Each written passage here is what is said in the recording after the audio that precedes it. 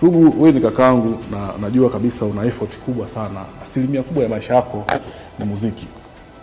Muziki umekupa nafasi uliopo, na kwanza kabla kukupa nafasi umeupigania sana. Yaani iko wazi kabisa katika waasisi ambao wamepambana sana kujenga muziki wa Tanzania, Sugu kwa kumbele.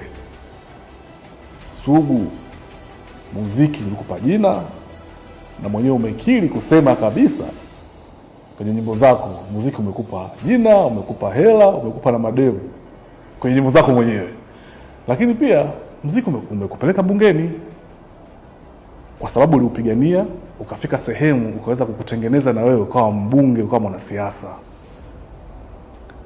Why nakutaja? Kwa sababu hata sasa hivi una movement unazifanya. Kuna tamasha unaliandaa kila baada ya miezi mitatu, Bongo Flava Honors. Mimi nikiwa kama mdhamini wako namba 1, ulinifuata na ukaniambia the reason why unafanya hiyo ni kwa sababu unaona kuna wakongwe ambao waliweka effort kubwa sana kwenye muziki na hawana platform. Unatengeza platform ili kuendeleza kukuza muziki wa Tanzania.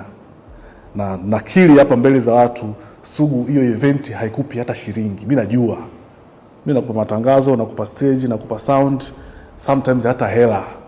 Lakini kuna wakati naona kabisa unatoa yako nyingine mfukoni kuhakikisha hiyo kitu inafanyika. Why? Ni kwa sababu unaendelea kujenga muziki.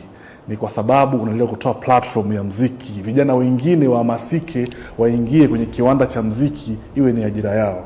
Sasa leo kwa nini nakutaja hapo? Kwa sababu unajua kinachoendelea, unakijua. Haupaswi kukaa kimya. Natamani baada ya kuona clip hii, Sugu, fanya kitu. Na wengine na washikadau wengine, fanyeni kitu. Tusikubali kabisa kuua muziki wa Tanzania ambao umejengwa kwa effort kubwa sana. Zimetumika hela za watu, zimetumika nguvu, zimetumika muda, na kuna watu wengine wamepoteza maisha katika harakati ya kujenga muziki. Wapo. Kuna wasanii ambao wamepata ajali wakiwa katika movement ya safari ya kwenda kwenye muziki huu ambao tunataka kuua sasa hivi. Master J